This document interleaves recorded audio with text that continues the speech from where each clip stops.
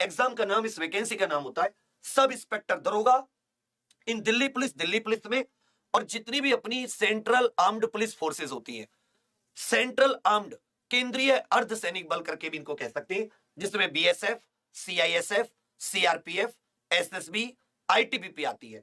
तो दिल्ली पुलिस में जो दरोगा बनते हैं और जो अपने केंद्रीय अर्धसैनिक बलों में जो दरोगा बनते हैं उसकी वैकेंसी है। इस बार सबसे बड़ी खुशी की बात यह है कि इसमें साथी जो कुल पद हैं वो 3960 पद हैं, महिला पुरुष दोनों के लिए। इसमें पद की डिटेल्स कुछ ऐसी है।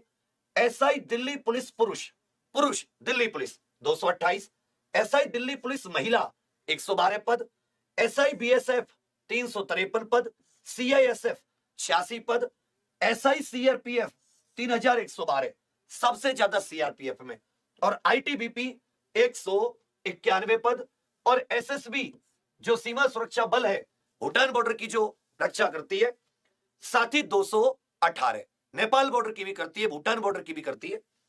तो सीमा सुरक्षा बल 218, बीएसएफ बांग्लादेश पाकिस्तान वाले बॉर्डर पर, सीआरपीएफ तो आप जानते हैं आंतरिक सुरक्षा के लिए, सीआईएसएफ औद्योगिक, मेट्रो, एयरपोर्ट, और जो अपनी साथी आईटीबीपी है ये भारत चीन सीमा के लिए।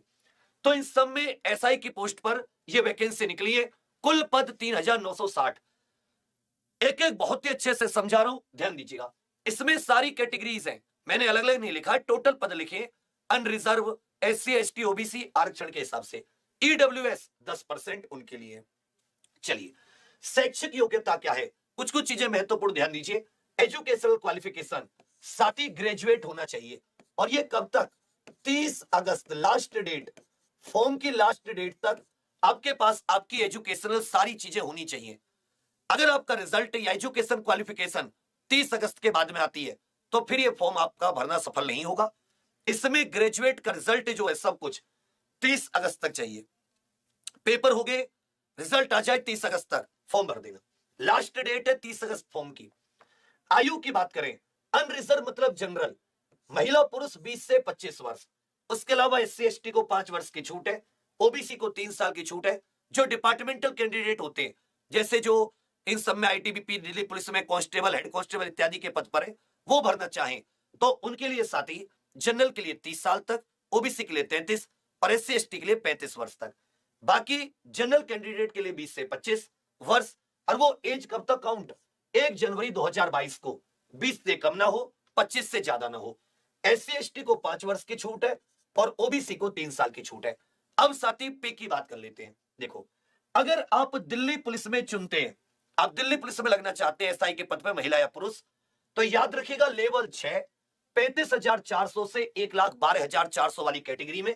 लेकिन ये जो पोस्ट होगी दिल्ली पुलिस एसआई की, ग्रुप सी की पोस्ट होगी, नॉन गजेटेड और साथ ही नॉन मिनिस्ट्रियल करके जिसे कहते हैं, नॉन गजेटेड।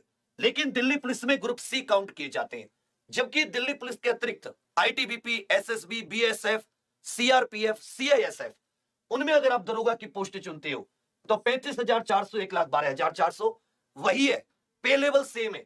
लेकिन साथ ही इसमें ग्रुप बी की पोस्ट मानी गई है। डिफरेंस इतना है, एबीसीडी 4 ग्रुप होते हैं।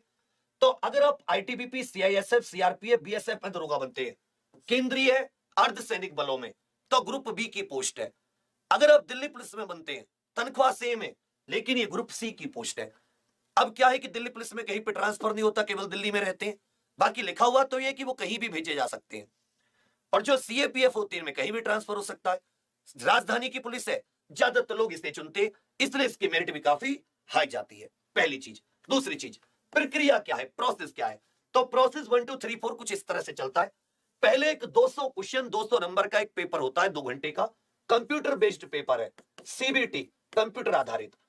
इसमें अगर आप पास होते हैं तो साथ ही पीएचटी और पीटी के लिए बुलाया जाता है। स्टैंडर्ड मतलब नाप तुलाई होती है, हाइट इत्यादि मापी जाती है, और पीटी में साथ ही दौड़ भाग कराई जाती है। ये साथ ही उसके बाद में पेपर 2 होता है। क्या होता है, पेपर 2। उसके बाद में डिटेल्ड मेडिकल, फिर ज्वाइनिंग होती है। अब Can anybody out there hear me?